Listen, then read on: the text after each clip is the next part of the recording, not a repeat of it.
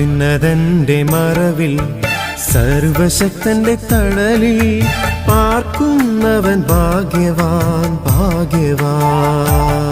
എന്റെ സംഗീതവും കോട്ടയും ഞാൻ ആശ്രയിക്കും ദൈവവും നീ മാത്രമെന്നു കർത്താവോടേറ്റു ചൊല്ലിടും അവനേറ്റു ചൊല്ലിടും.